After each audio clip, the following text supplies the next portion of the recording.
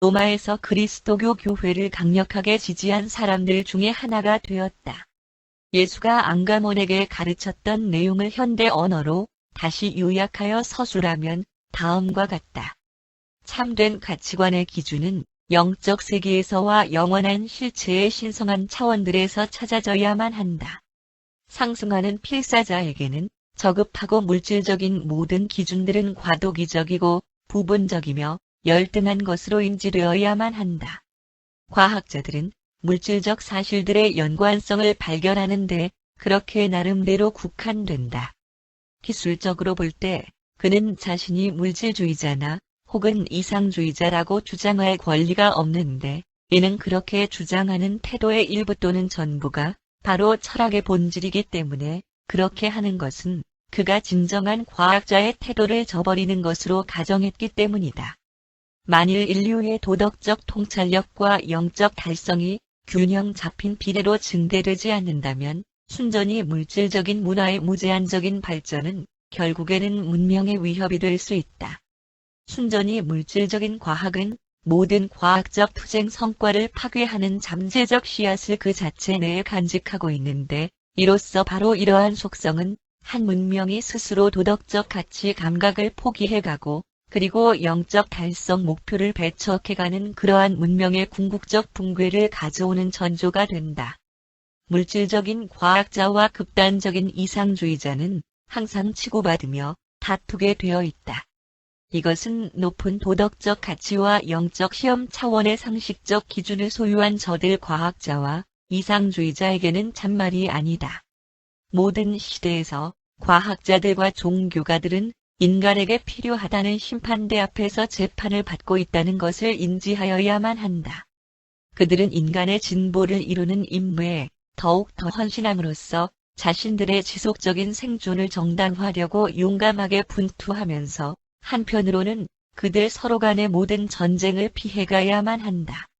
만약에 어떤 시대의 이른바 과학이나 종교가 거짓되다면 좀 더 진실하고 좀 더 가치 있는 질서의 물질적 과학 또는 영적 종교가 창발하기 전에 그것들의 활동들이 정화되거나 아니면 사라져야만 한다.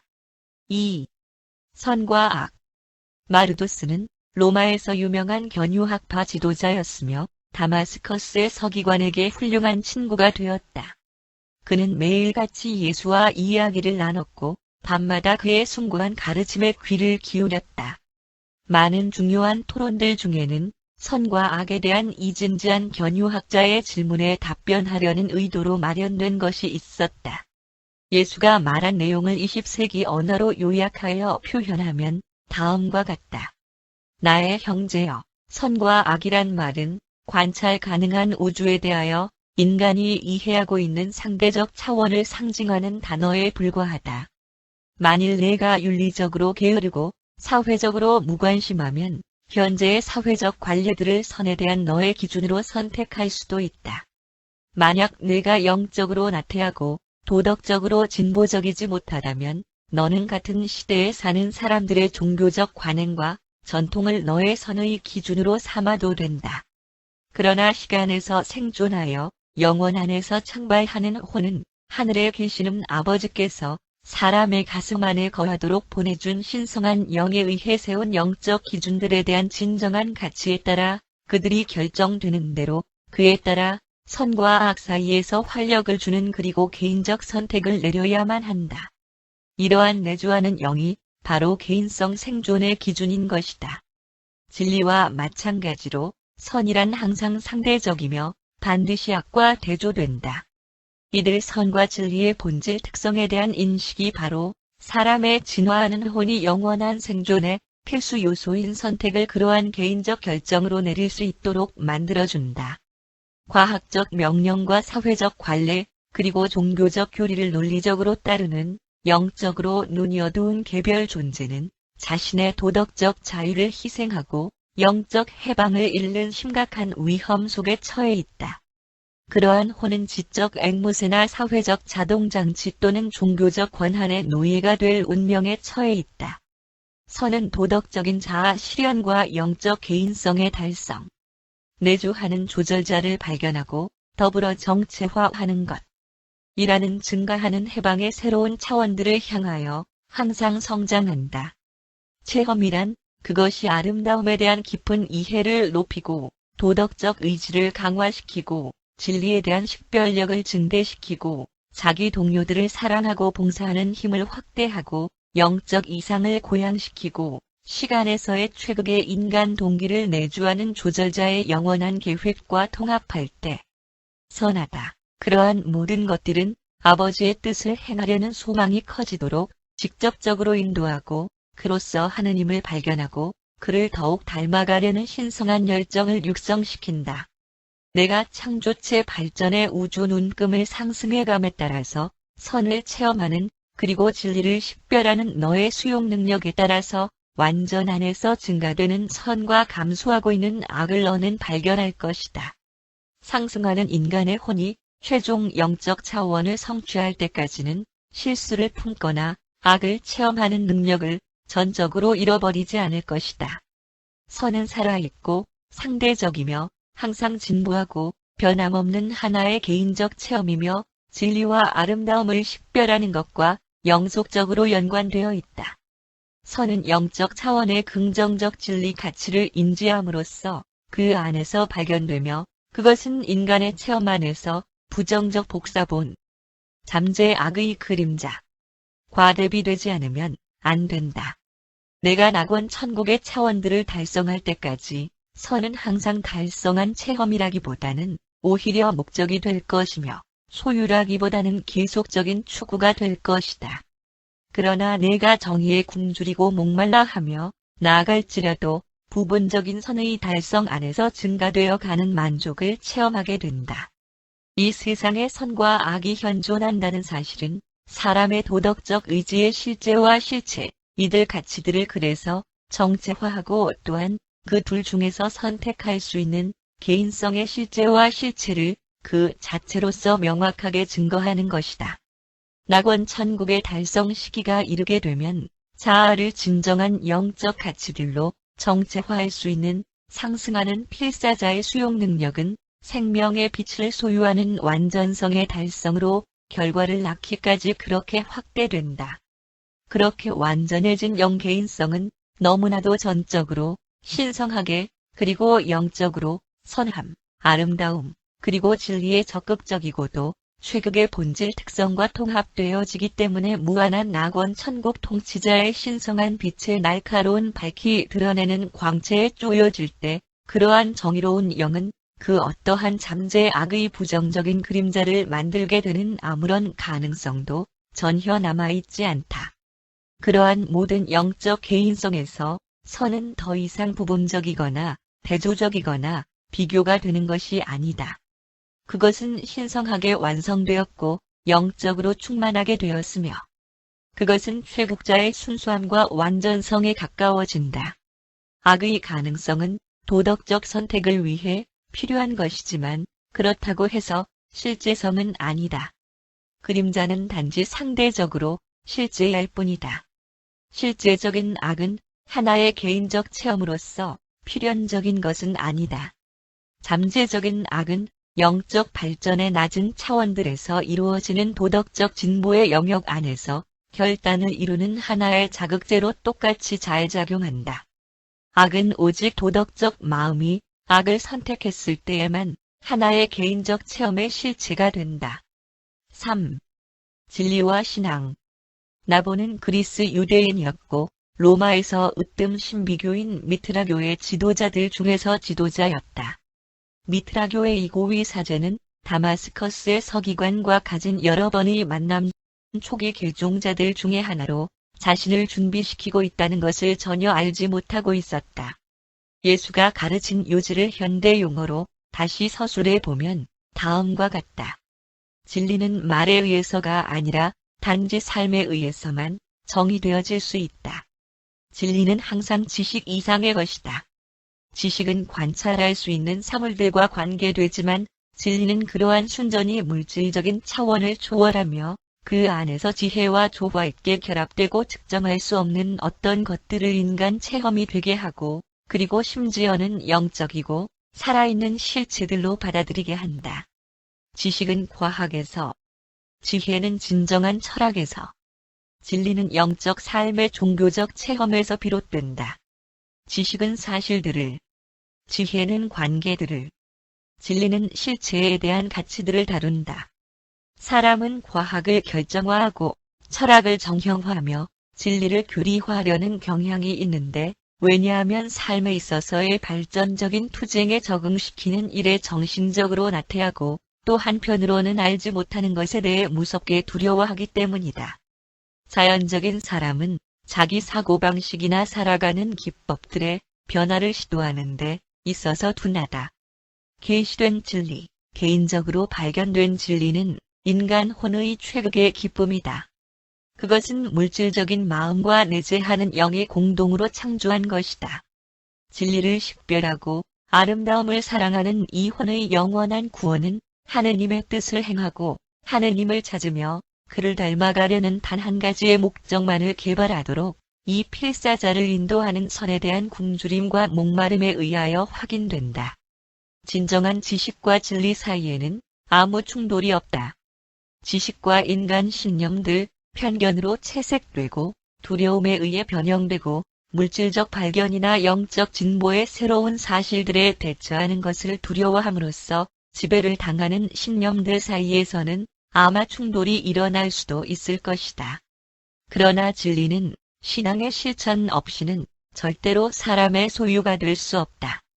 이것이 조금도 틀리지 않는 것은 사람의 생각들과 지혜, 그리고 윤리와 이상들이 그 자신의 신앙, 자신의 최고의 희망보다 더 높이 올라갈 수 없기 때문이다.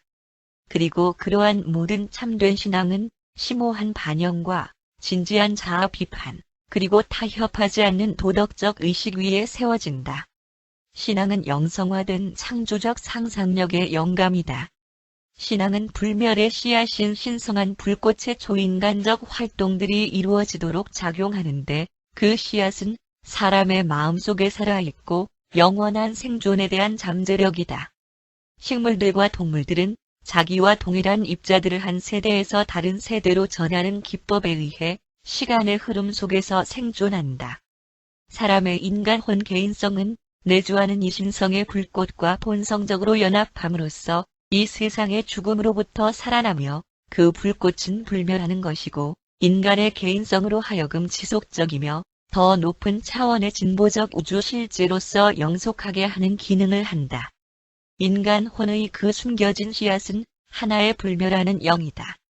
혼의 두 번째 세대는 영적이고 진보하는 실제들의 개인성 현시이며 이것은 오직 이 신성한 실존 개체가 그 실제의 근원, 모든 실제의 개인적 근원, 하느님, 우주 아버지께 이르렀을 때에만 끝나는 그 개인성 현시의 첫 번째 계승이다. 인간의 생명은 계속 이어진다. 생존한다. 이는 그것이 하나의 우주 기능, 하느님을 찾아내는 과제를 가졌기 때문이다. 신앙 활성화된 사람의 혼은 이러한 운명의 목적 달성이 이루어지지 않은 상태에서 정지할 수 없으며 일단 이러한 신성한 목적에 도달하게 되면 그것은 하느님, 영원한 처럼 되었기 때문에 절대로 끝날 수 없다.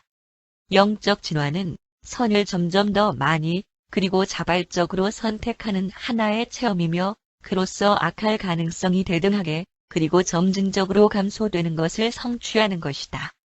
선에 대한 선택의 최종과 진리의 깊은 인식에 대한 완벽한 수용 능력을 달성과 함께 그 정의가 잠재의 악의 개념조차도 창발될 가능성을 영원히 금지되는 그러한 아름다움과 거룩함에 대한 완전성이 실제로서 나오게 한다. 하느님을 아는 그러한 혼은 신성한 선이라는 그러한 높은 영적 차원에서 작용할 때 의심을 일으킬 만한 어떤 악의 그림자도 들이오지 않는다. 사람의 마음속에 있는 낙원 천국 영의 현존은 우주 아버지의 불멸적이고 내주하는 영단편과의 정체성을 성취하기 위하여 애쓰는 모든 혼을 위한 신성한 진보의 영원한 실제의 계시 약속과 신앙 서약을 성립시킨다. 우주의 진보의 특징은 개인성 해방의 증대라고 할 수 있는데 왜냐하면 그것이 자아, 납득과 그로 인한 자발적 자아 억제라는 더욱 높고 높은 차원들에 대한 진보적인 달성과 관련되기 때문이다. 영적 자아 억제 완전의 달성은 우주 자유와 개인적 해방의 완성과 같다. 신앙은 그러한 광대한 우주 안에 적응하는 초기의 혼란을 겪고 있는 사람의 혼을 돌보고 관리하며 그에 반하여 기도는 내주하고 연합된 신성한 존재의 영적 이상들의 자신을 동일화시키려고 노력하는 혼의 신앙적 충동들과 창조적인 상상력의 다양한 영감을 놀라울 정도로 통일시켜준다. 나보는 예수와의 다른 모든 이야기들에서도 그랬던 것처럼 이러한 말들에 매우 감명을 받았다. 이 진리들은 그의 가슴 속에서 계속 난잡한 성행위가 그곳에서 행해지고 있었기 때문에 그는 친구들과 함께 목욕탕에 가는 것을 거절하였다. 로마의 병정에게는 함께 티버 강변을 걸으면서 이렇게 말하였다. 손뿐만 아니라 가슴도 용감해야 한다. 대담하게 공의를 행하고 자비를 보이기에 충분할 만큼 성장해야 한다. 내가 상관들에게 복종하는 것처럼 너의 낮은 본성으로 하여금 더 높은 본성에 복종하게 해야 한다. 선을 존중하고 진리를 고양시키기 바란다. 추한 것들 대신에 아름다운 것들을 선택하라. 너의 동료들을 사랑하고 온 가슴을 다하여 하느님을 찾아라. 왜냐하면 하느님은 하늘에 계신 내 아버지이시기 때문이다. 공개 토론회 연사에게 그는 이렇게 말하였다. 너의 웅변술은 만족할 만한 수준이고 너의 논리는 감탄할 만하며 내 목소리는 듣기에 아름답지만 너의 가르침은 진리와 너무 먼 것이다. 만일 내가 너의 영적 아버지이신 하느님을 아는 영감 어린 만족을 누릴 수만 있다면 너는 너의 동료들을 어둠의 속박과 무지의 노예로부터 해방시키는 일에 너의 연설력을 사용할 수 있을 것이다. 이 사람은 로마에서 베드로의 쓴 사람을 만났을 때 예수는 그와 함께 행정관에게 가서 그를 대변해 줄 수 있는 특별한 허락을 얻은 후에 그 과정 중에 놀라운 연설을 하였는데 그는 이렇게 말하였다. 공의가 한 나라를 위대하게 만들기 때문에 나라가 위대해질수록 가장 미천한 시민에게까지 불의가 행해지지 않게 하기 위하여 더욱 애를 써야만 할 것이다. 단지 돈과 세력이 있는 자들에게만 법정에서 공의를 베풀려고 하는 나라에는 재앙이 있으리라. 죄 지은 자를 벌주는 것뿐만 아니라 죄 없는 자를 풀어주는 것도 행정관의 신성한 의무이다. 법정의 공명정대, 공정성, 그리고 온전무결성 위에 한 나라의 존망이 달려있다. 진정한 종교가 자비 위에 세워지는 것처럼 시민의 정부는 공의 위에 세워진다. 그 재판관은 그 사건의 재판을 다시 예수는 그에게 이렇게 대답하였다. 내가 지식이나 지혜나 영적 봉사를 지적 일생의 풍요나 사회생활의 고상함이나 또는 영적 일생의 향상을 위하여 사용하는 것처럼 나는 물질적 재산은 물질적 일생을 향상시키기 위한 목적으로 사용할 것이다. 다음 세대와 그 이후에 계속되는 후손들의 이익과 고상함을 위하여 쓰일 자원을 책임진 한 세대의 현명하고 효력적인 신탁인의 자격으로서 재산들을 관리할 것이다. 그러나 그 부자는 예수의 대답에 충분하게 만족할 수 없었다. 그는 대담하게 다시 물었다. 그러면 나와 같은 입장에 있는 사람은 자기 재산을 가지고 어떻게 해야 한다고 생각하십니까? 제가 그것을 간직해야 합니까? 아니면 남들에게 나누어 주어야 합니까? 하느님에 대한 그의 충성심과 사람들에 대한 그의 의무에 대한 진리를 그가 진정으로 구하고 있다는 것을 느낀 예수는 다음과 같이 덧붙여 대답하였다. 나의 선한 친구여, 내가 지혜를 진지하게 구하는 자이며 진리를 진정으로 사랑하는 자라는 것을 나는 알 수가 있으며 따라서 나는 너에게 재물에 대한 의무들을 이행하는 것과 관련된 너의 문제를 해결하기 위한 나의 견해를 제시해 보고자 한다. 내가 이렇게 하는 것은 내가 나의 조언을 요청하였기 때문이며 이 충고를 주는 데 있어서 그것을 다른 부자들의 재물은 고려하지 않을 것이며 나는 오직 너에게 그리고 너의 개인적 지침이 되도록 충고하는 것이다. 만일 내가 진정으로 너의 재물을 하나의 신탁물로 여기기 원한다면 내가 그 축적된 재물에 대하여 현명하고도 유능한 청지기가 되기를 정말로 원한다면 너의 부의 근원에 대해 다음과 같은 비유를 함으로써 너에게 조언을 하고자 한다. 이 재물이 어디에서 왔는지를 내 자신에게 물어보고 그런 다음 정직한 대답을 찾도록 최선을 다해라. 너의 많은 재산의 출처에 대한 연구에 도움이 되도록 다음과 같은 물질적 재산 축적에 대한 10가지 방법을 고려할 것을 제안하고자 한다. 1. 상속된 재산. 부모나 다른 조상들로부터의 부. 2. 발견되어진 재산. 본래의 땅에 있는 개발되지 않은 자원으로부터의 부. 3. 거래에 의해 얻은 재산. 물질적 상품의 물물 교환에서 정당한 이익으로 얻어진 부. 4. 부당한 재산. 부당한 착취나 혹은 자신의 동료를 노예화함으로 얻어진 부. 5. 금리로 얻은 재산. 투자한 자본의 공정하고 정당한 수익 가능성으로부터의 수입. 6. 타고난 재능으로 얻은 재산. 사람의 마음속에 타고난 창조적이고 발명적인 자질에 대한 보상으로 얻은 부. 7. 우연히 얻은 재산. 자신의 동료의 관대함으로부터나 혹은 일생의 환경에서 온 부. 8. 훔친 재산. 부당함, 부정직, 도둑질, 혹은 사기에 의한 부. 9. 신탁된 기금. 현재나 혹은 미래에 있어서 어떤 특정한 사용을 위해 내 이웃들로부터 너에게 맡겨진 재산. 10. 벌어서 모은 재산. 내 자신의 노동, 마음과 육체를 사용하여 내가 직접 매일 수고한 것에 대한 공정하고 정당한 보수로부터 직접적으로 얻은 부.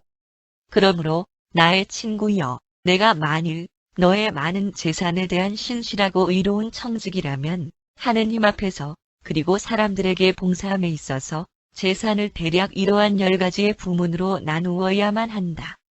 그런 다음 그러한 각각의 몫을 공의, 공평, 공정성, 진정한 효율성이라는 법들에 현명하고 정직한 판단에 따라서 계속 관리하고, 그럼에도 불구하고 만약 내가 가끔 확실치 않은 상황들에 처하여 필사자 일생의 불행한 환경 아래 고통받는 희생자들의 괴로움을 도와주며 자비롭고 사심없는 배려를 하는 중에서 실수를 범한다고 한다면 하늘에 계신 아버지는 너를 책망하지 않으실 것이다.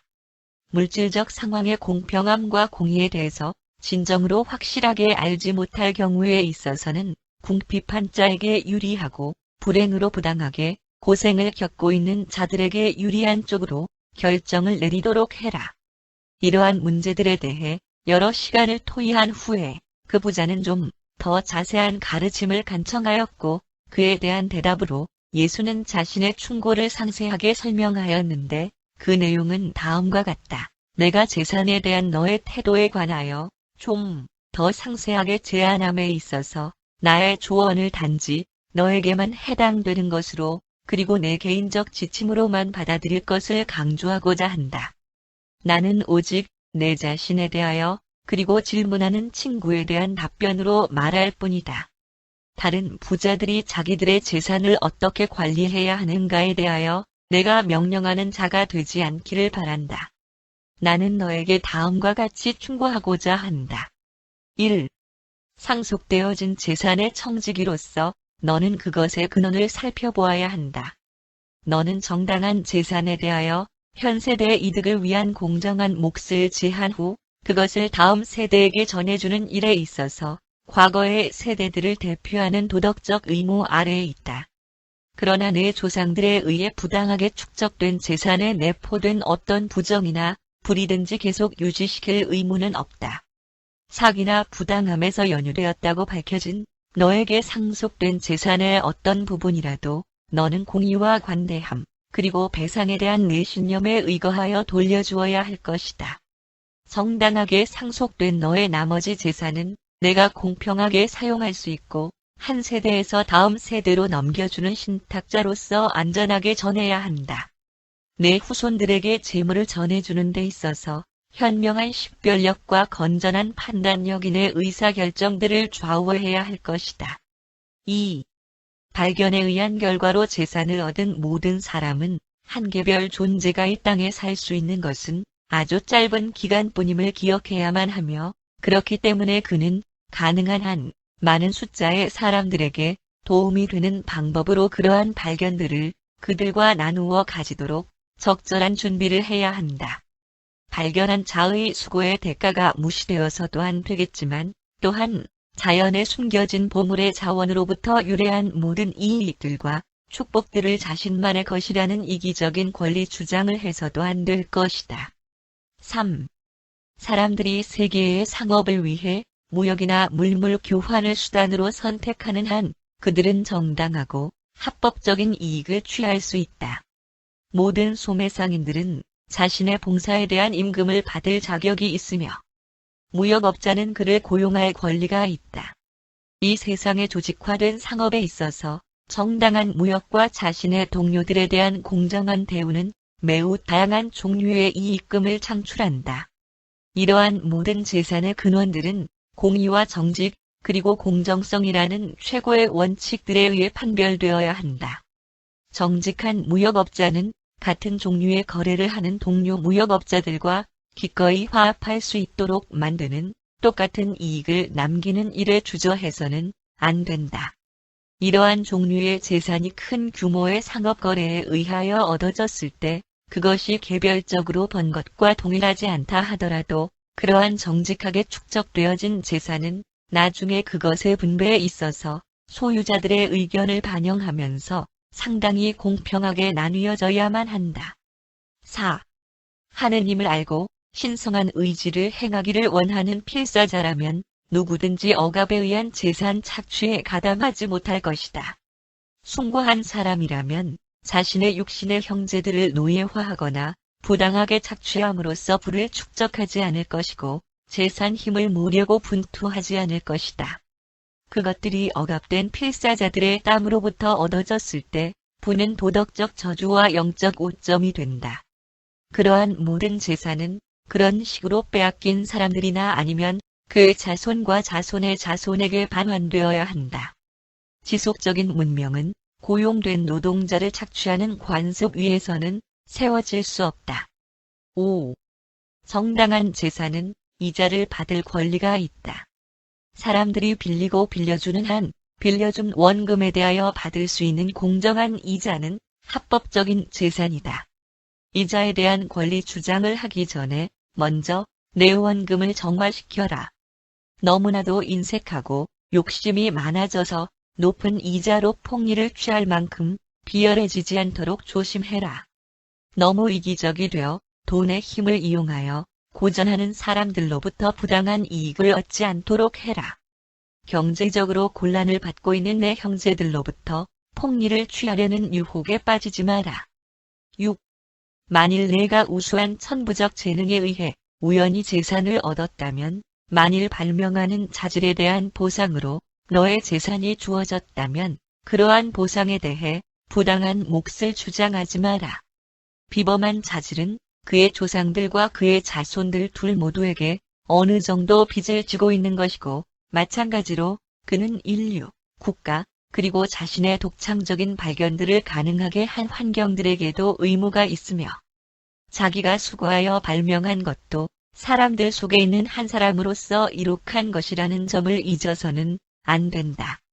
모든 사람들의 재산을 증식하는 비범한 재능을 박탈하는 것도 또한 마찬가지로 불공정한 것이 될 것이다. 그리고 부의 공정한 분배에서 이들에 관한 모든 문제에 동등하게 적용할 수 있는 규율과 규칙들을 세운다는 것은 사람에게 영원히 불가능한 일일 것이다.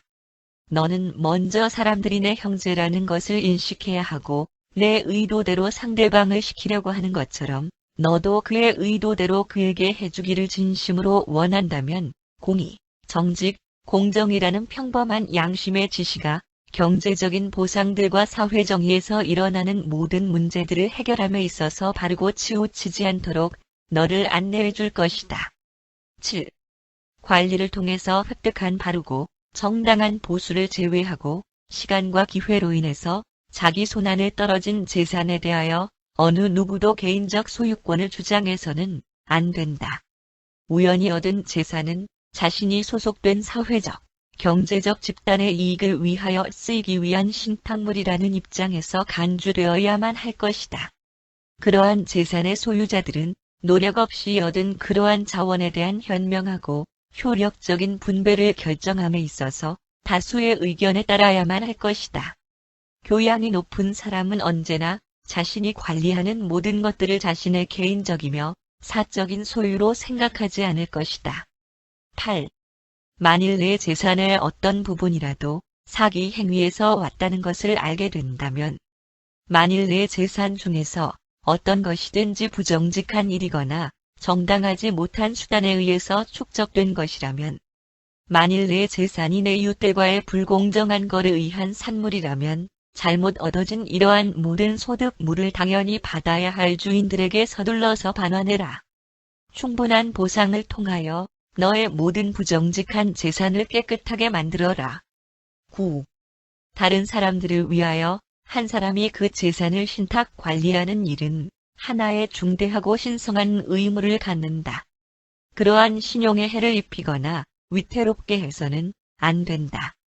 모든 공정한 사람들이 허용할 수 있는 만큼의 양만을 그 신탁금에서 내 몫으로 떼어 놓아라. 10.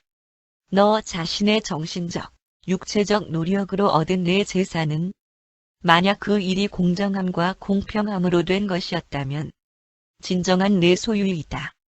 그러한 재산을 간직하고 사용하는 너의 권리를 행사함에 있어서 내가 보기에 그것이 내 이웃들에게 어떤 해도 끼치지 않는다면 어느 누구도 그것을 반박할 수 없다. 예수가 그에게 조언을 끝내자 간이드는 예수가 하였던 다음과 같은 말을 결코 잊지 못하였다. 간이드야, 대부분의 인간들은 길 잃은 이 아이와 같단다. 이 아이가 집으로부터 그리 멀지 않은 곳에 있는 것 같이 사람들은 안전함과 보호를 바로 지척에 두고도 많은 시간을 두려움에 울며 슬픔으로 고통을 받으면서 대부분의 시간을 보내는 것이 정말로 사실이다. 그리고 하느님을 아는 확신을 누리면서 진리의 길을 아는 모든 자들은 삶의 만족을 찾아 헤매는 자기 이웃들에게 의무가 아닌 하나의 특권으로서 안내자 역할을 해야만 한다. 이 아이에게 어머니를 찾아주는 이 일을 하면서 우리가 최극의 기쁨을 누리지 않느냐?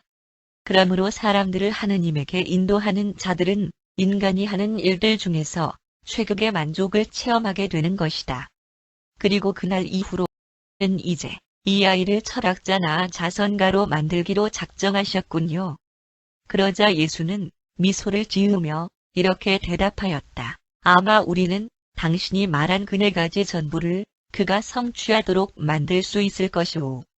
그렇게 된다면 그의 귀가 한 가지 음색 대신에 4가지 음색을 알아들을 수 있는 것처럼 그는 일생 속에서 7절의 만족을 즐길 수 있을 것이오. 그러자 고노드가 이렇게 말하였다. 당신은 정말로 철학자임에 틀림없습니다. 당신은 후손들을 위하여 책을 쓰셔야 되겠습니다. 그러자 예수는 이렇게 말하였다. 책이 아니라 나의 사명은 이 세대와 모든 세대를 위해서 사는 것이오. 나는 그러나 경솔한 한 이방인을 우연히 만나게 되었는데 평소와는 달리 예수가 그 사람에게 말을 걸어 자연스럽게 영적 질문들을 끌어내어 토의를 시도하지 않는 것을 보고 간이드는 의아해하였다. 간이드가 그의 선생에게 왜 이 이방인에게는 전혀 관심을 두지 않느냐고 묻자 예수는 이렇게 대답하였다. 간이드야, 그 사람은 진리에 굶주려 있지 않았다. 그는 자기 자신에 대해서 불만이 없었다. 그는 도움을 청할 준비가 되어 있지 않았고 그의 마음의 눈은 혼을 위한 빛을 얻기 위해 열려 있지 않았다. 저 사람은 구원의 수확을 거둘 만큼 아직 익지 않았다. 그가 지혜와 높은 깨달음을 받아들기 위해서는 그를 준비시킬 생활의 시험과 어려움을 위해 좀 더 많은 시간을 주어야만 한다. 아니라면 우리가 그를 우리와 함께 살 수 있도록 할 수 있고 우리의 삶을 통하여 그에게 하늘에 계신 아버지를 보여줄 수 있을 수도 있고 그렇게 되면 하느님의 자녀로서의 우리의 삶에 매료되어 그도 우리 아버지에 대하여 부득이 우리에게 물어오게 될 것이다. 너는 하느님을 찾지 않는 자들에게 그를 계시할 수 없다. 원하지 않는 혼을 구원의 기쁨으로 인도할 수도 없다. 사람은 살아가면서 겪는 체험의 결과로서 진리에 대하여 굶주려야만 한다. 아니라면 다른 인간 존재가 그러한 동료 필사자를 하늘에 계신 아버지께로 인도하는 매개체로서 행동할 수 있기 전에 이미 신성한 아버지를 알고 지내는 저들의 삶과 친숙하게 된 결과에 따라서 그가 하느님을 알기를 갈망하여야만 한다. 만약 우리가 하느님을 안다면 이 땅에서의 우리의 참된 업무는 아버지께서 우리의 삶 속에 자신을 계시하는 것을 허용하도록 그렇게 삶을 사는 것이다. 그리고 그렇게 하여 하느님을 찾는 모든 개인들이 아버지를 볼 것이고, 그러면 이러한 방식으로 우리의 삶 속에서 표현을 찾는 하느님에 대해 더욱 많은 것을 찾으면서 우리의 도움을 청할 것이다. 예수가 그 아버지와 아들 모두와 함께 대답을 듣게 되었다. 고노드가 저는 당신이 부처에 대해서 어떻게 생각하는지를 진심으로 알고 싶습니다. 라고 말하자 예수는 이렇게 대답하였다. 당신들의 부처는 불교보다 훨씬 뛰어났었소. 부처는 위대한 사람이었고 자기 민족에게는 선지자와 같았지만 그는 고아 선지자이었소. 이는 그가 일찍이 자신의 영적 아버지, 하늘에 계신 아버지를 보는 것을 잃어버린 때문이라는 뜻이오. 그의 체험은 비극이었소. 그는 하느님 없이 하느님의 사자처럼 살고자 했고 가르치려고 노력하였소. 부처는 자기가 탄 구원의 배를 필사자 구원의 안식처에 입구까지 안전한 항구의 문턱에까지 인도하였으나 바로 그곳에서 잘못된 해도 때문에 그 훌륭한 배는 좌초되었던 것이오. 그 배는 지나간 수많은 세대들 동안 움직이지 않은 채 거의 희망을 잃으면서 지금껏 그곳에 묶여 있소. 그리고 당신의 민족 대부분은 이러한 오랜 세월 동안 거기에 머물러 있소. 그들은 안식하는 안전한 바다에서 아주 가까운 거리에 살고 있지만 훌륭한 부처의 고상한 배가 항구 바로 밖에서 가라앉는 불행을 당하였기 때문에 그들은 그 안으로 들어오기를 거절하였소. 그리고 불교 신자들은 그들의 선지자의 철학적 배를 포기하고 그의 고상한 마음을 포착하지 않는 한 이 항구에 들어올 수가 없소. 당신 민족이 부처의 마음에 진실하게 남아 있었더라면 당신들은 오래전에 영적 고요함과 혼의 안식과 구원의 확신이라는 안식처에 들어왔었을 것이오. 고노드여, 부처가 영적으로는 하느님을 알았지만 마음속에서 그를 분명하게 발견하는 데에는 실패하였으며, 유대인들은 마음속에서는 하느님을 발견하였지만 영적으로 그를 아는 데에는 크게 실패하였소. 오늘날 불교 신자들은 하느님이 없는 철학 안에서 버둥거리고 있고, 반면에 나의 민족들은 가련하게도 생명과 해방의 구원이 되는 철학을 가지지 못한 채 하느님에 대한 두려움의 노예가 되어 있소. 당신들은 하느님 없는 하나의 철학을 가지고 있으며, 유대인들은 하느님을 소유하고는 있지만 거기에 관련되는 삶의 철학은 거의 갖고 있지 못하오.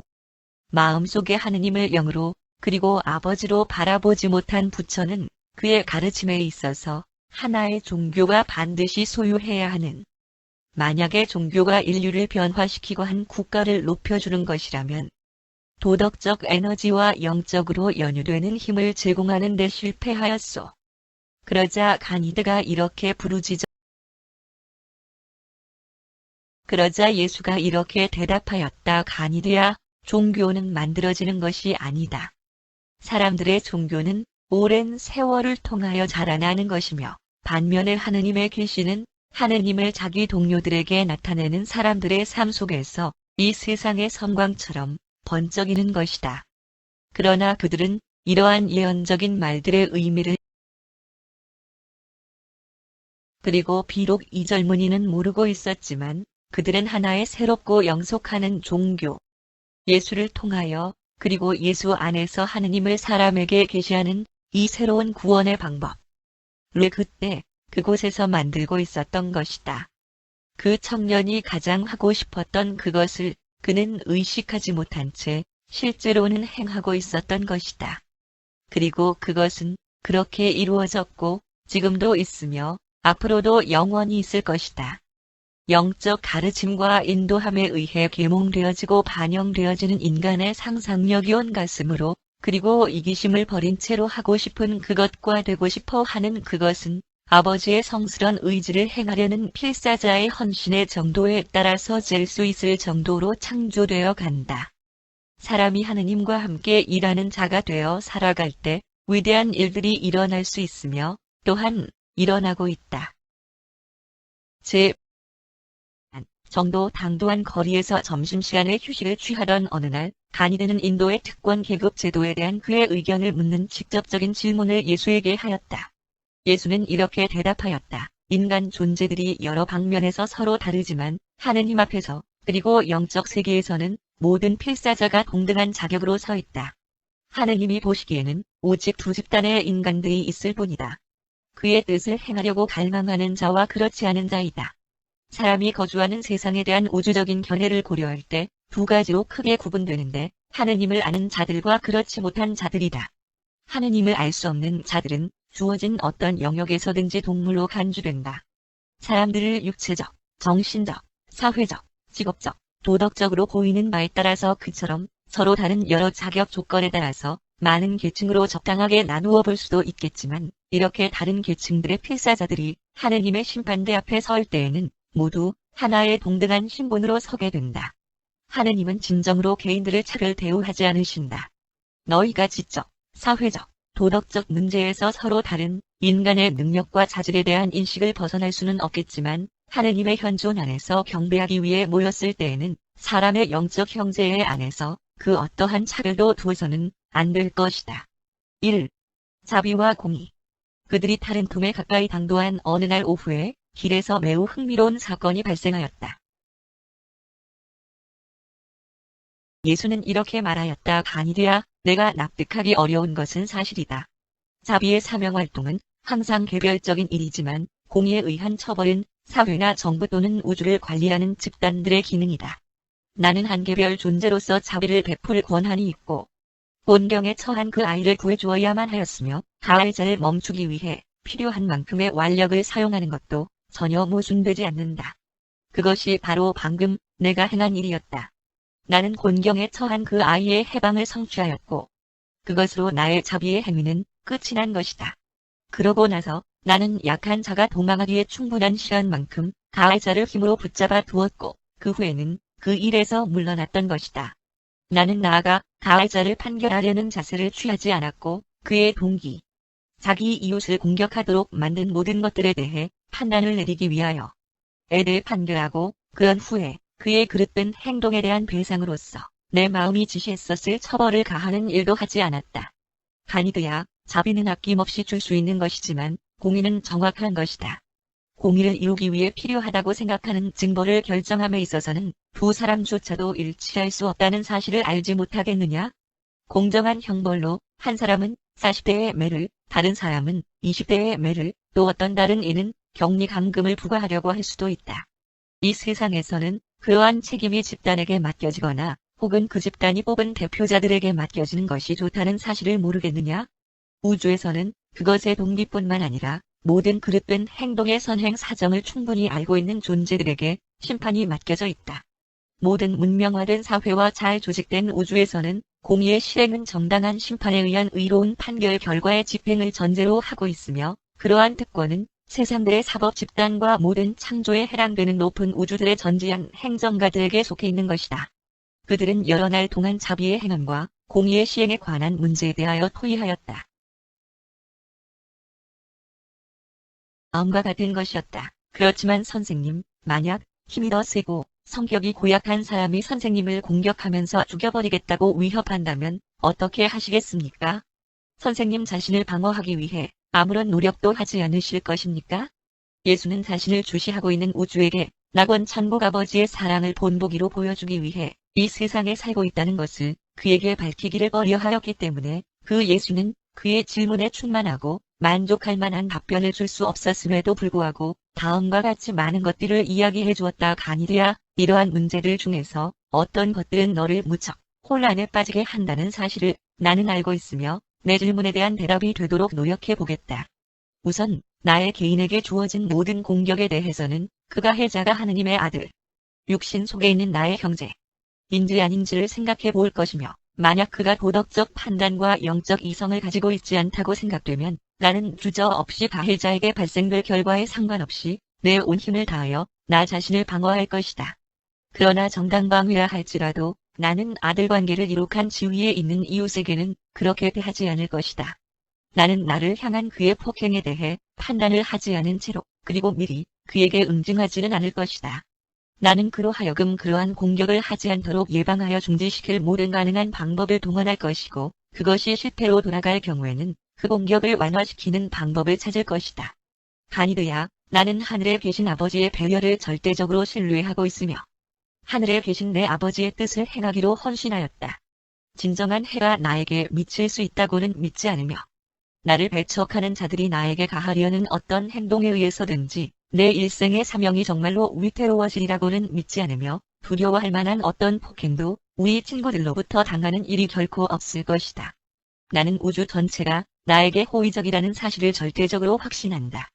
나는 모든 불리한 상황에도 불구하고 전심에서 우러나오는 확신을 가지고 모든 힘을 지닌 이 진리를 믿고자 한다. 그러나 가니드는 충분하게 만족하지 못하였다. 그들은 이 문제들에 대하여 여러 번 이야기하였고 여정이 상당히 안전하실 것으로 여겨집니다. 그러자 예수는 이렇게 대답하였다. 가니드야, 그 시험은 아직 임하지 않았으며 그때가 이르면 우리는 아버지의 뜻에 따라야만 할 것이다.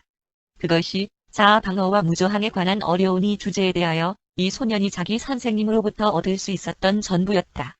그는 다른 기회를 포착하여 조직된 사회는 올바른 권한을 시행함에 있어서 무력을 사용할 수 있는 모든 권한이 있다는 견해를 예수로부터 얻어낼 수 있었다.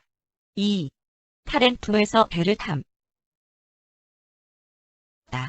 그런 다음 그에게 작별을 고하면서 예수는 이렇게 말하였다. 나의 형제여, 여자가 기꺼이 그리고 자발적으로 남자에게 권한을 주지 않는 한 그가 그녀에 대하여 어떤 정당한 권한도 갖지 못한다는 사실을 항상 기억하라. 내 아내는 너와 일생을 같이 보내고 고난을 함께 도와 헤쳐나가며 너의 아이들을 낳고 기르는 일에 있어서 더욱 힘든 몫을 담당하기로 약속하였으며 그녀는 이러한 특별한 봉사에 대한 대가로 한 남자가 자기 아이들을 낳아주고 길러주어야만 하는 동반자로서의 그 여인에게 줄 수 있는 특별한 보호를 너로부터 받는 것이 당연하다. 한 남자가 자기 아내와 아이들에게 증여하려는 사랑이 넘치는 보호와 배려는 창조적이고 영적 자아의식의 높은 차원에 대한 그의 도달을 가늠하는 척도이다. 남자들과 여자들이 불멸혼의 잠재성을 스스로 소유하도록 자라나는 존재를 창조하는 데 그들이 협력한다는 사실 안에서 하느님과 동반자라는 사실을 알지 못하겠느냐? 하늘에 계신 아버지는 우주의 자녀들의 영 어머니를 그 자신과 동등한 존재로 대우한다.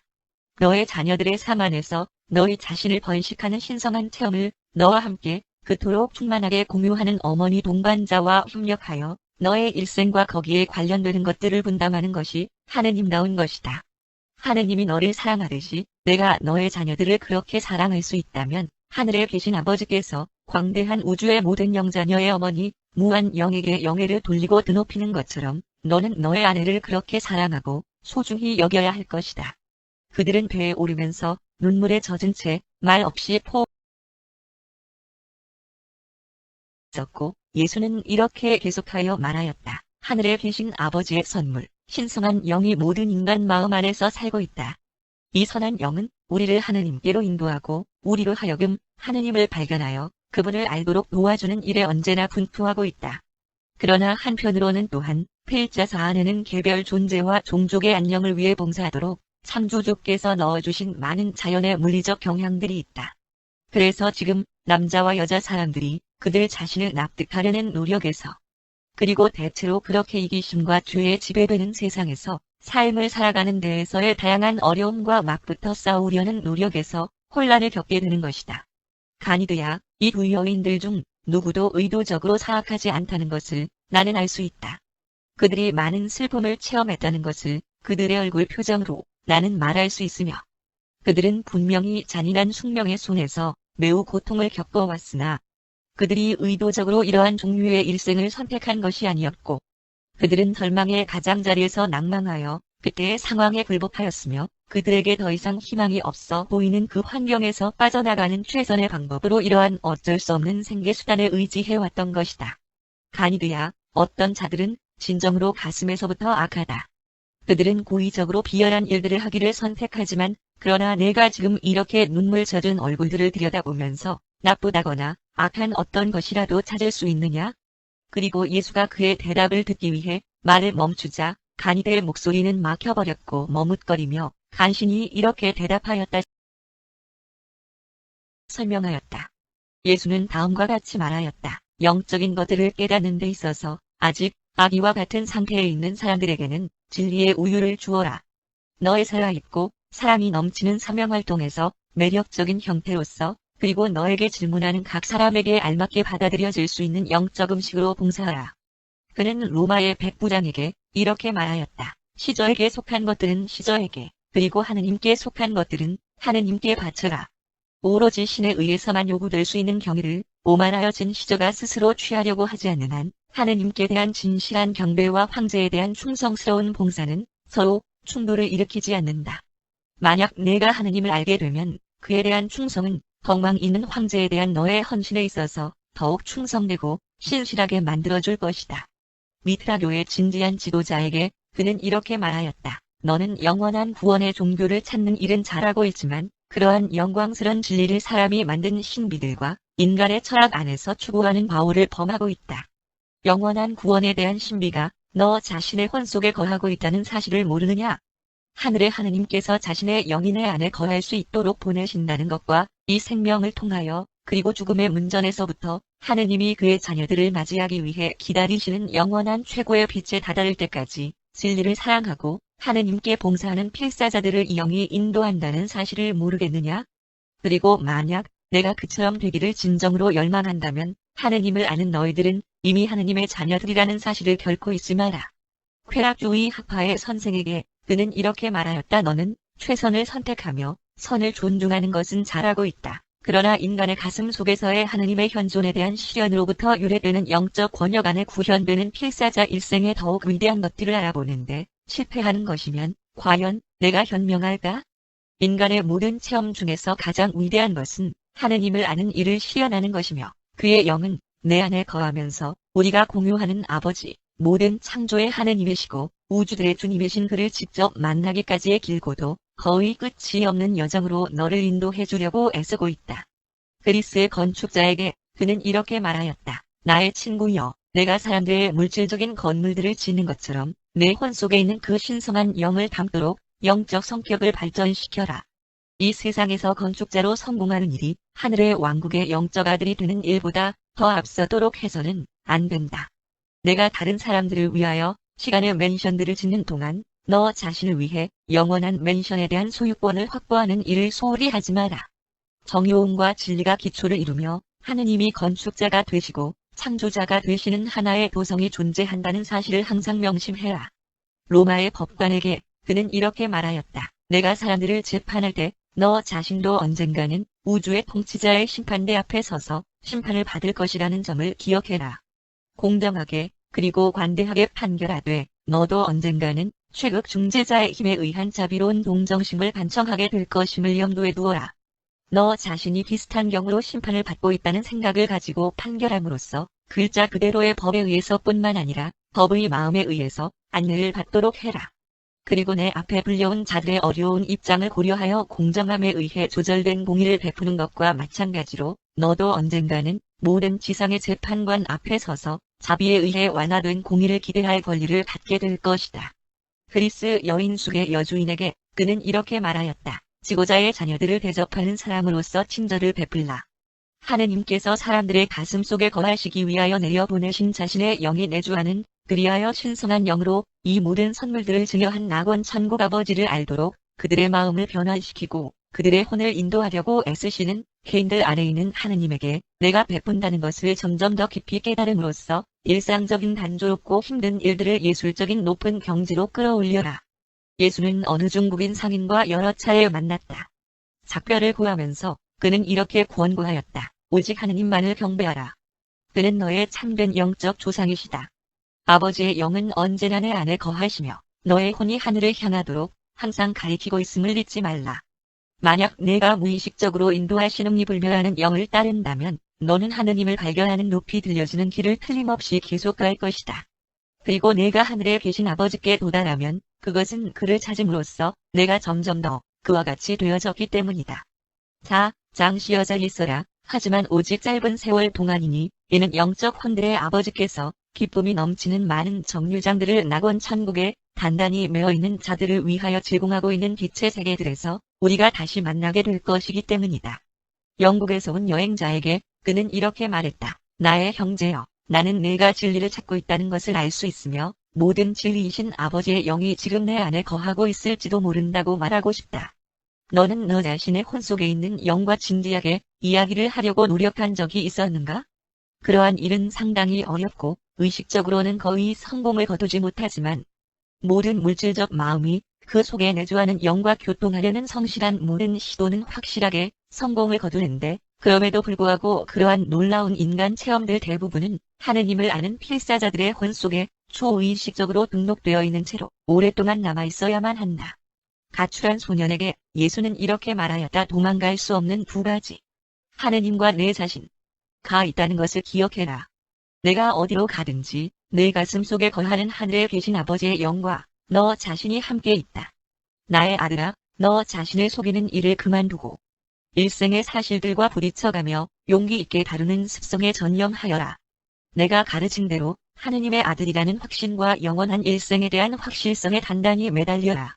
오늘의 기점으로 하여 진정한 사람, 용감하게 그리고 지능적으로 일생을 부딪히기로 결심한 그런 사람이 되겠다는 목표를 두어라. 마지막 시간이 임한 사형수에게 그는 이렇게 말하였다. 나의 형제여, 너는 악한 시대에 태어났다. 너는 길을 잃어버렸고 범죄의 올가미에 걸려들었다. 너와 대화를 나눈 결과 나는 내가 이 세상의 생명을 대가로 지불해야 할 만큼의 악한 일을 계획적으로 저지르지는 않았다는 것을 잘 알게 되었다. 그러나 너는 그러한 악을 행했고 너의 동료들은 너를 죄인으로 심판하였으며 너에게 사형을 선고하였다. 너나 나나 국가가 선택한 방식인 이러한 자아 방어의 권리를 부정할 수는 없을 것이다. 인간의 방식으로는 너의 그릇된 행동에 대해 부과된 벌을 피할 길이 없는 것 같다. 너의 동료들은 너의 행위에 의거하여 판단을 하였지만 내가 용서를 구할 수 있는 하나의 심판관이 있는데 그는 너의 진짜 동기들과 보다 나은 의도들에 의거하여 심판하실 것이다.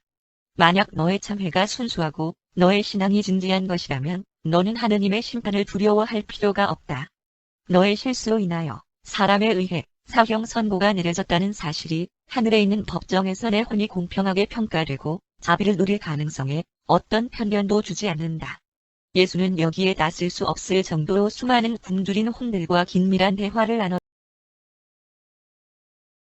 피력하였고 그의 말이 끝나자 예수가 말하였는데 현대적인 사상으로 표현하면 다음과 같다. 과학자들이 언젠가는 중력, 빛, 그리고 전기의 에너지와 기세를 재을 수 있게 되겠지만 그 과학자들은 이들 우주 현상이 무엇인지를 절대로 과학적으로 말해줄 수 없다. 과학은 물질적 에너지 작용들을 다루며 종교는 영원한 가치들을 다룬다. 진정한 철학은 이러한 양적인 관찰과 질적인 관찰을 연관시키기 위해 최선을 다하는 지혜로부터 태동된다. 순전히 물질적인 과학자들은 영적으로 눈이 머는 것은 그만두고라도 수학적 자부심과 통계학적 자기중심주의에 시달리게 되는 위험이 항상 도사리고 있다. 논리는 물질적 세상에서 유효하고 수학은 물질적인 것들에게만 제한적으로 적용될 경우에만 신뢰할 수 있지만 일생의 문제들에 적용될 경우에는 그 두 가지 모두 전적으로 믿을 만하거나 틀림없는 것으로 간주될 수 없다. 일생은 전적으로 물질적인 것만은 아닌 현상들을 포옹한다.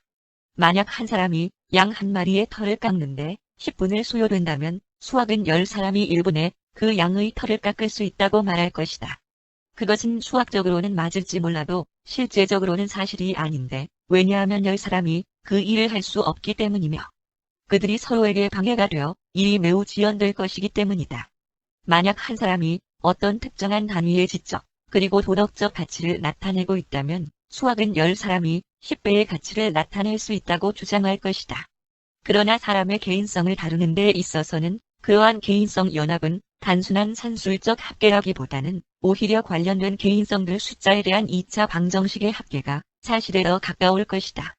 합동하여 일하는 조화된 인간 존재들의 사회 집단은 그 부분들의 단순한 합계보다는 훨씬 더 큰 기세를 나타낸다. 양은 하나의 사실로 증명될 수 있고 그리하여 과학적 균일성을 갖추게 된다. 본질 특성은 마음의 해석 문제이기 때문에 가치들에 대한 하나의 평가를 의미하며 그렇기 때문에 그것은 반드시 개별 존재의 체험으로 남아있어야만 한다. 과학과 종교가 둘 모두 더 독단적이 되고 비평을 더 잘 받아들일 수 있게 되면 철학은 우주에 대한 지능적 이해를 통하여 합의를 이루기 시작할 것이다. 만약 너희가 우주의 작용들을 실제성으로 인식할 수만 있다면 합의는 조화 우주 안에 존재한다. 실제의 우주는 영원한 하느님의 모든 자녀에게 호의를 갖고 있다. 진짜 문제는 사람의 유한한 마음이 논리적이고 진실하고 일치하는 생각의 합일체를 어떻게 이룰 수가 있을 것인가? 하는 것이다. 우주를 아는 이 마음 상태는 양적인 사실과 질적인 가치가 낙원 천국 아버지 안에서 공통의 원인성을 갖는다는 사실을 알게 됨으로써만 소유될 수 있다. 실체에 대한 그러한 개념은 우주 현상의 의도적인 합일에 대한 확대된 통찰력을 갖게 한다. 그것은 진보적인 개인성 성취의 영적 목표까지도 드러낸다. 그리고 이것이 계속하여 변화하는 미 개인적 관계들과 진화하는 개인적 관계들이 있는 살아있는 우주에 대한 변화하지 않는 배경을 감지할 수 있는 합일이라는 개념이다. 물질과 영, 그리고 그들 사이에 개재하고 있는 상태는 실제 우주의 진정한 합일이 이루는 서로 관계되고 상호 연합된 세 가지 차원들이다. 사실과 가치에 대한 우주 현상이 얼마나 갈라지어 있는가에 상관없이 그들은 어찌되었건 쇠국자 안에 통합되어 있다. 물질적 실제의 실체성은 눈에 보이는 사물들 뿐만 아니라 인식되지 않는 에너지에게도 부여된다. 우주의 에너지들이 속도가 매우 느려져서 필요한 운동 정도를 획득하면 바로 이 에너지들은 적합한 조건 속에서 질량으로 변하게 된다. 그리고 명백한 실체들의 현존을 단독으로 착상할 수 있는 마음 그 자체도 또한 실제라는 점을 잊지 마라. 그리고 에너지 질량, 마음, 그리고 영의 우주의 근본적인 원인은 영원한 것이다. 그것은 우주 아버지와 그의 절대 합동자들의 본성과 반응들 안에 존재하고 그것을 구성하고 있다. 그들 모두는 예수의 말들에 경탄하였고 그때 그리스인이 떠나면서 이 박식한 그리스인은 마침내 예수에게 그가 사용하는 혼이라는 말이 무엇을 의미하는 것인지에 대해 물었으며 그는 이렇게 대답하였다. 혼은 인간 존재를 동물 세계의 차원을 뛰어넘어 언제까지나 고양시켜주는 자아를 반영하고 진리를 식별하고 있고 영을 인식하고 있는 사람의 한 부분이다. 자아의식 자체만으로 그리고 저절로 혼이 되는 것은 아니다. 도덕적 자아의식은 진정한 인간 자아 실현이고 사람의 혼의 기초를 이루고 있으며 그 혼은 인간 체험의 잠재적인 구원 가치를 나타내는 사람의 한 부분이다. 도덕적 선택과 영적 달성, 하느님을 아는 힘과 그와 같이 되고자 하는 충동은 혼의 특징들이다. 사람의 혼은 도덕적 사고와 영적 활동을 떠나서는 존재할 수 없다. 정지하고 있는 혼은 죽어가는 혼이다. 그러나 사람의 혼은 마음속에 내주하고 있는 신성한 영과는 구별된다. 그 신성한 영은 인간 마음의 첫 번째 도덕적 활동과 동시에 도착하며 그것은 바로 혼이 탄생되는 사건이다. 혼이 구원되거나 혹은 소멸된다는 것은 도덕적 의식이 그것과 연합된 천부적으로 부여받은 불멸하는 영적 자질과의 영원한 결합을 통하여 생존의 지위를 달성하였는가 아닌가에 달려있다. 구원은 도덕적 의식의 자아 실현에 대한 영성화이며 그것 때문에 생존의 가치를 소유하게 된다. 모든 형태의 혼적인 갈등은 도덕적이거나 영적 자아의식과 순수하게 지적인 자아의식 사이의 조화 부족에서 기인된다. 인간의 혼은 성숙되고 고상해지고 영성화되었을 때 하늘의 지위로 가까워져 가며 그것을 통하여 물질적인 것과 영적인 것, 물질적 자아와 신성한 영 사이에 개재하는 하나의 실존 개체로 점점 더 존재하게 되어간다. 인간 존재에 진화하는 혼은 말로 표현하기가 어렵고 그것을 실증하기란 더욱 어려운데 왜냐하면 그것은 물질적인 연구나 혹은 영적 증명의 방법으로 발견되지 않기 때문이다. 물질적 과학은 혼이 실제를 실증할 수 없으며 순수한 영 시험도 할 수 없다. 물질적 과학과 영적 기준 모두가 인간 혼이 실제를 발견할 수 없음에도 불구하고 도덕적 의식을 가진 모든 필사자는 자신의 혼을 하나의 실제적이고 사실적인 개인적 체험으로 알고 있다. 7. 히프노스에서의 체리우. 마음에 관한 강연. 그 여행자들은 로드에 잠시 그 소녀는 이렇게 질문하였다. 그렇지만 선생님, 사람이 고등동물들보다 더 높은 자아의식의 형태를 체험한다는 말은 무엇을 의미하는 것입니까? 예수의 대답을 현대 용어로 표현하면 다음과 같았다. 나의 아들아, 사람의 마음과 그 안에 거하는 신성한 영에 대하여 나는 이미 많은 이야기를 내게 해주었지만 지금은 자아의식이 하나의 실체라는 것을 강조하고자 한다. 어떤 동물이 자아의식을 갖게 되면 하나의 원시인으로 된다. 그러한 달성은 미개인적 에너지와 영위해하는 마음 사이의 합동적인 작용의 결과이며 이러한 현상은 인간 개인성을 위한 하나의 절대적 초점, 하늘에 계신 아버지의 영의 증여를 보증하는 것이다. 관념들은 감각한 것들에 대한 단순한 기록이 아니며 관념들이란 감각한 것들 위에 개인 자아의 반영적 해석을 덧붙인 것이며 그 자아는 그가 감각한 것들의 전체 합계보다 큰 것이다. 진화하는 자아 신분 안에서의 합일로 접근하는 그 무엇인가가 시작되고 그 합일은 자아의식적인 동물 기원 마음을 영적으로 활성화시키는 절대 합일의 일부분인 내주하는 현존으로부터 도래한다. 동물에 불과한 존재들은 어떤 것도 시간에 대한 자아의식을 소유할 수 없다. 동물들은 연합된 감각인식과 그것을 기억하는 생리학적 합동체계를 소유하고는 있지만 감각에 대한 의미 있는 인식을 체험한다거나 혹은 지능적이고 반영적인 인간의 해석들이 내리는 결론 속에 나타나는 것과 같은 통합된 육체적인 체험들의 의도적인 연합을 나타내는 경우는 전혀 없다. 자아의식이 실제한다는 이러한 사실은 그 뒤에 일어나는 자신의 영적 체험에 대한 실제 성과와 연관되어 사람으로 하여금 우주의 잠재적인 아들이 되게 하고 결국에는 그가 우주의 최급 합의를 달성하게 됨을 예시한다. 뿐만 아니라 인간의 자아는 단지 의식의 연속 상태들에 대한 합계도 아니다. 의식 분류자와 연합자의 효력적인 기능 없이는 자아 신분이라는 명칭을 정당화시킬 만한 충분한 합일이 존재하지 못할 것이다. 그러한 통합되지 않은 마음은 인간 지위의 의식적 차원들을 거의 달성할 수 없다. 만일 의식의 연합들이 단지 우연에 불과하였다면 모든 사람의 마음들은 통제되지 못하고 되는 대로 움직이는 정신적 광란 현상과의 관계를 나타낼 것이다. 오로지 물리적 감각에서의 의식으로 만들어진 인간 마음은 영적 차원들을 결코 달성할 수 없다. 이런 물리적 마음 종류는 도덕적 가치에 대한 감각이 철저하게 부족하며 시간 안에서 조화로운 개인성 합의를 성취하는데 너무나 필수적이고 그리고 영혼 안에서 생존한 개인성과 떼어낼 수 없는 그러한 영적 번역에 안내하는 감각이 없게 된다. 인간 마음은 초물질적인 본질 특성들을 일찍부터 나타내기 시작한다. 참되게 반영적인 인간 지성은 온통 시간의 한계에 묶여 있는 것이 아니다. 일생의 행위에 있어서 그토록 서로 다른 저들 개별 존재들은 유전 형질에서의 다양한 자질들과 그리고 환경에 대한 서로 다른 영향뿐 아니라 자아에 의해 성취되고 있는 아버지의 내주하는 영과의 통일 정도, 하나와 다른 하나가의 정체화 달성에서의 척도 또한 보여주는 것이다. 인간 마음은 이중으로 충성하는 모순을 잘 견디지 못한다. 선과 악 모두를 섬기려고 애쓰는 체험은 혼에게 심각한 부담을 안겨준다. 최급으로 행복하고 효과적으로 통합된 마음이란 하늘에 계신 아버지의 뜻을 행하는 일에 전심으로 헌신된 마음이다. 해결되지 않은 모순들은 합의를 파괴시키며 마음이 분열되면서 종료될지 모른다. 그러나 혼이 생존되는 성격은 어떤 값을 치르고라도 마음의 평화를 얻으려는 시도나 고귀한 포부를 포기하거나 또는 영적 이상에서의 화합에 의해서 육성되는 것이 아니다. 오히려 그러한 평화는 참된 것이 승리하기를 꿋꿋하게 주장함으로써 달성되며 이 승리는 선에서의 강력한 기세로 악을 극복함으로써 이루어진다. 다음 날 그들은 살라미스를 향해 떠났고 그곳에 살 것이다. 루시퍼의 사자들이 제시한 많은 제안들과 반대 제안들에 대하여 예수는 단지 이렇게 대답하였다. 나의 낙원 천국 아버지의 뜻이 이루어지기를 바라며 반역을 일으키는 나의 아들인 너에게는 옛적으로 늘 계신 이의 성스러운 판결이 있기를 바란다. 나는 너의 창조주 아버지며 내가 너를 공정하게 재판하는 것은 거의 불가능하고 너는 이미 나의 자비를 거절하였다. 나는 너를 더 높은 우주의 재판관들의 판결에 맡기기로 하였다.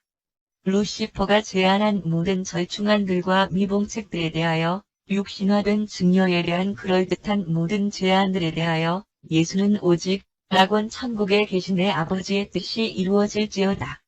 라고 대답할 뿐이었다. 실험적인 괴로운 체험이 끝나자 떠나갔던 수호성 전사가 예수의 곁으로 돌아와서 그를 섬겼다. 늦은 여름의 어느 날 오후, 나무들로 둘러싸인 자연의 정적 속에서 네바돈의 미가엘은 자신의 우주의 절대적 주권을 성취하였다. 시간과 공간에 진화하는 세상에서 창조주 아들들이 필사자 육신과 같은 모습으로 육신화한 일생을 살아가야 하는 임무를 그는 바로 그날에 완성하였다. 이 감격적인 성취에 대한 우주의 발표는 그로부터 몇 달 후에 있었던 그의 세례의 날까지 미루어졌지만 그 모든 것은 산에서 그날 실제적으로 이루어졌다. 예수가 헤르몬 산에서 내려왔을 때 사타니아에서의 루시퍼의 반란과 유란시아에서의 칼리가스티아의 탈퇴는 실제적으로 해결되었다. 예수는 자신의 우주 주권을 갖기 위하여 그에게 요구되어진 마지막 값을 이미 지불하였으며 그것은 그 자체적으로 모든 반역 현상들을 통제하고 그러한 모든 미래의 격변들이 그런 것들이 만약 발생한다면 즉석에서 효과적으로 다루어지도록 정해졌다. 따라서 소위 예수의 큰 제1을 시작하려고 하거든 그를 찾아 나서라고 하더냐. 그들이 언덕들에서 오랫동안 그를 찾아다녔던 이야기를 자세히 말씀드리자 예수는 그들에게 이렇게 덧붙여 말씀하였다. 너희들은 새로운 왕국에 대한 비밀을 언덕 위에서 찾지 말고 너희들 자신의 가슴 속에서 찾아야 한다. 너희들이 찾던 것은 너희들의 혼 속에 이미 존재하고 있다.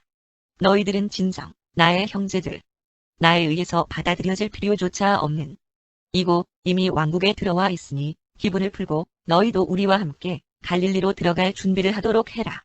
그러자 요한은 그러면 주여, 야고보와 저도 안드레와 시몬처럼 당신의 새로운 왕국의 동료가 되는 것입니까? 라고 단도직입적으로 물었다. 그러자 예수는 그들 각각의 어깨에 손을 얹고 이렇게 말씀하였다. 내 형제들아, 다른 사람들이 받아 달라 요청하기도 전에 너희들은 이미 나와 함께 왕국의 영적 세계 속에 들어와 있다. 나의 형제들인 너희들은 왕국에 들어오기 위해 요청할 필요가 없는 것은 너희들이 처음부터 나와 함께 그 왕국 안에 있었기 때문이다. 사람들 앞에서는 다른 사람들이 너희들보다 우선권을 가질 수 있지만 내 가슴 속에서는 너희들이 내게 청할 생각을 하기도 전에 왕국협의회에 너희들도 이미 포함시키고 있었다. 그리고 길을 잃지도 않은 사람을 찾아 나서려는 좋은 의도이지만 그러나 스스로 임명하는 과업으로 그 자리를 떠나지 않았었더라면 너희들은 사람들 앞에서도 첫 번째가 될 수 있었을 것이다. 도래할 왕국에서는 걱정을 사서하기보다는 오히려 항상 하늘에 계신 아버지의 뜻을 행하는 데 신경을 더 많이 쓰기 바란다. 요한과 야고보는 그의 책망을 달게 받아들였고 안드레와 시몬을 더 이상 부러워하지 않았다.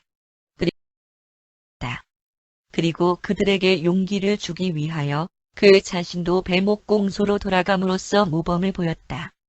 예수는 미래의 일을 위한 공부와 준비를 위해 매일 밤 3시간씩 바쳐야 한다는 것을 그들에게 설명하면서 덧붙여 말씀했다.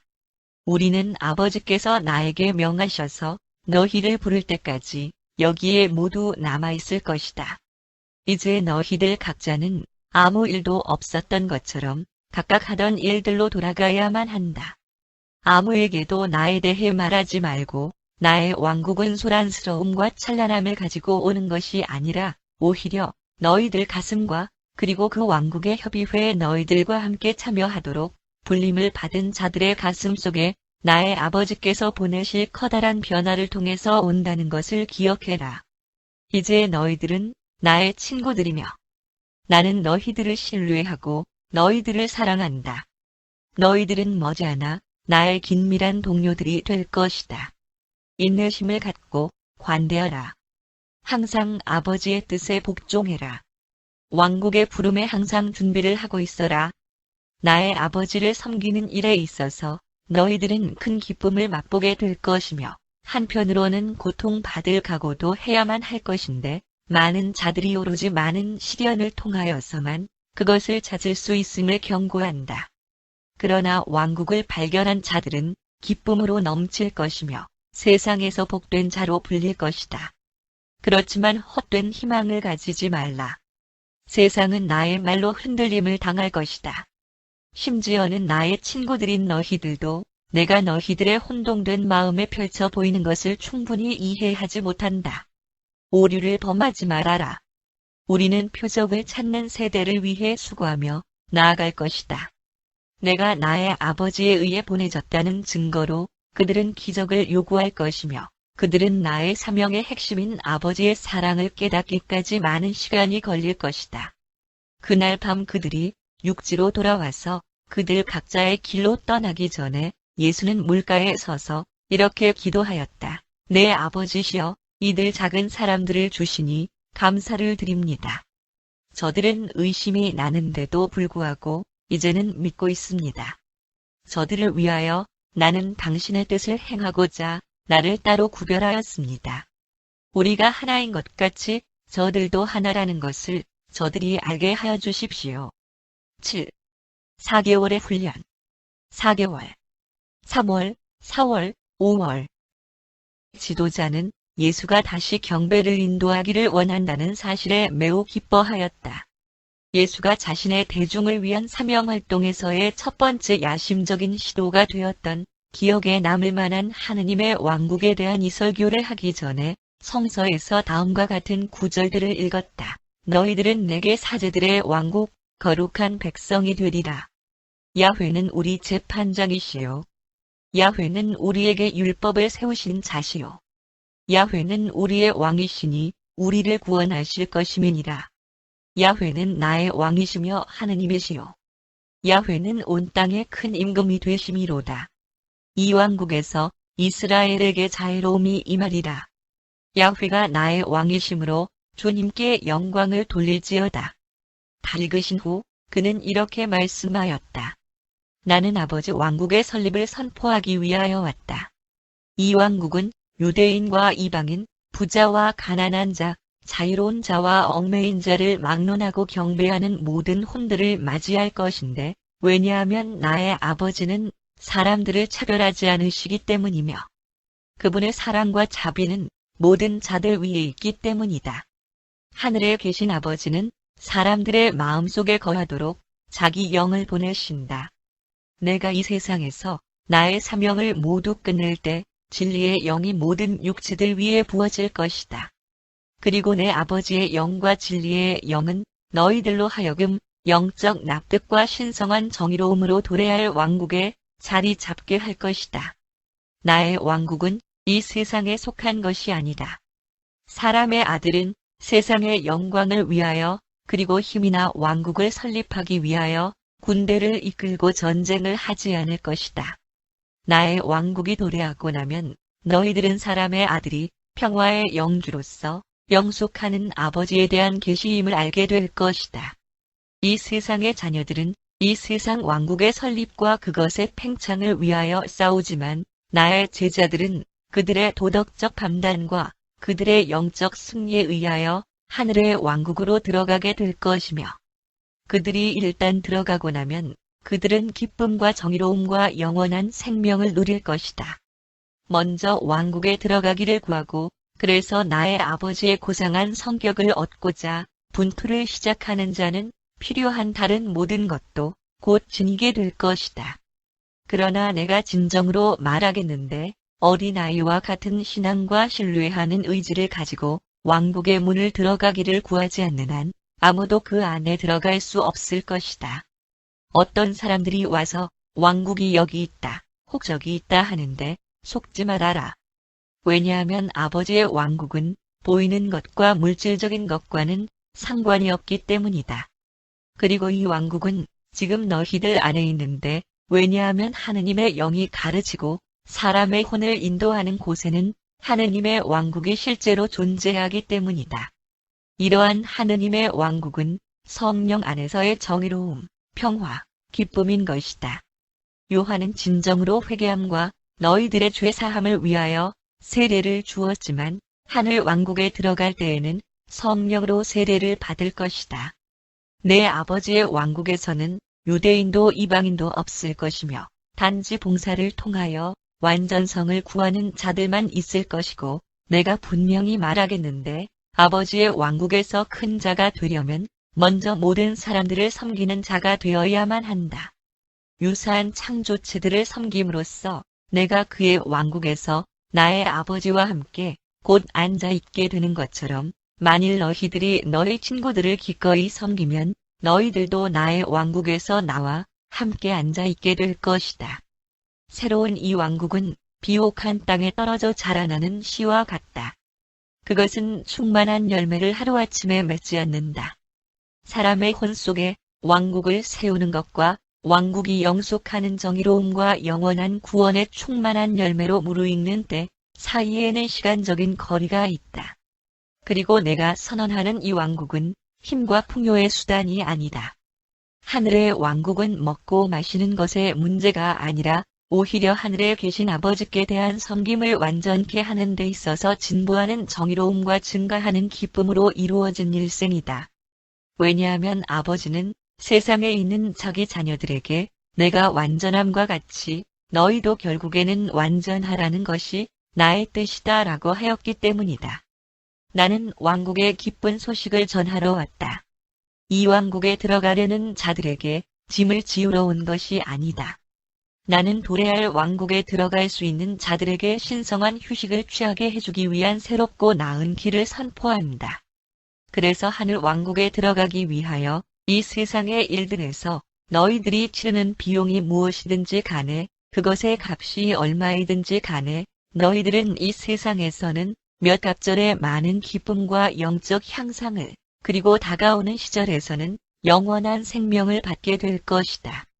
아버지의 왕국에 들어가는 것은 집단의 행진이나 이 세상 왕국을 뒤집어 엎는 것 또는 억압에서의 해방의 결과로 이루어지는 것이 아니다. 하늘의 왕국이 가까이 왔으며 거기에 들어가는 모든 자들은 풍부한 해방과 기쁜 구원을 발견하게 될 것이다. 이 왕국은 영속하는 영토이다. 왕국에 들어가는 자들은 나의 아버지께로 올라갈 것이며 그들은 반드시 낙원 천국에서 그의 영광에 오른 손에 도달할 것이다. 그리고 하늘의 왕국에 들어가는 모든 자는 하느님의 자녀가 될 것이며 다가오는 시기에 그들은 그렇게 아버지께로 올라갈 것이다. 그리고 나는 곧 의로운 체하는 자들을 부르러 여기에 온 것이 아니고 신성한 완전성의 정의로움에 굶주리고 목말라 하는 모든 자들과 죄인들을 부르러 온 것이다. 요한은 왕국을 향하여 너희들을 준비시키기 위해 회개하라고 가르쳤으며 이제 나는 하늘의 왕국에 들어가기 위한 값으로 하느님의 선물인 신앙을 선포하러 왔다. 나의 아버지께서 무한한 사랑으로 너희들을 사랑한다는 것을 단지 믿으려고만 하면 그러면 이미 너희들은 하느님의 왕국에 들어와 있는 것이다. 그는 그렇게 말을 마치시고 자리에 앉았다. 그의 말을 들었던 모든 사람들은 그의 말들에 의해 깜짝 놀랐다. 그의 제자들도 놀라워했다. 그러나 사람들은 이 하느님 사람의 입술로부터 나오는 좋은 소식을 받아들일 준비가 되어 있지 않았다.